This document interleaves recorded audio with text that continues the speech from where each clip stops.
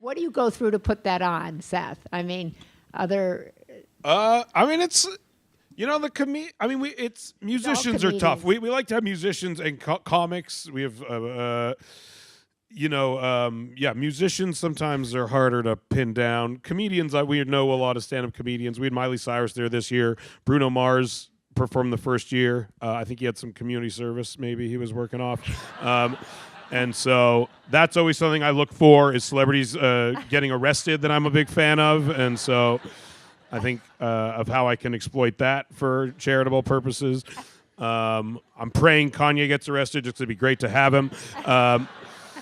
I think we ask, but honestly, the comics are generally, the first year there was a lot of confusion from the comedians as to why I was asking them to perform at an Alzheimer's-related benefit. Yeah. We didn't even mention Alzheimer's the first year at the event. The first year we had a hard time. We didn't, I mean, it just goes to show that there is a learning curve for it. And even we at first had a very hard time reconciling the comedic tone and the fact that we were raising money for Alzheimer's. And we weren't comfortable enough to say something like the PSA thing that you showed. Like that took a few years to kind of learn how to talk about, and so the first year we didn't even mention Alzheimer's. All the money went to the thing and it was called Hilarity for Charity, but I actually don't think the word Alzheimer's was said at any moment, at any point throughout the entire show. I remember right before it ended, I ran backstage and was like, you have to say something about Alzheimer's. Yeah, I was like, oh, yes, yeah.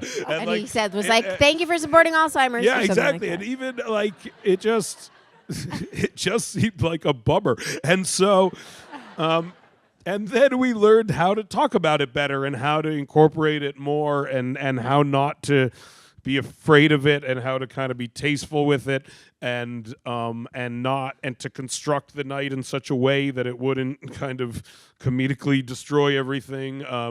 And that, it took us, I think, growing comfortable with it. I think we kind of just did it the first year thinking it would be like a show. And then it kind of grew and grew and grew. And so we realized we're going to have to learn how to talk about it. We can't just avoid it. We have to bring it up. And that actually is the whole point. So we kind of have to really get good at talking about it. And so there was for sure a learning curve, but the comedians are they're very willing to help and they're excited to help, and you can tell it makes them feel a little guilty that they don't do more for charity in their day-to-day lives.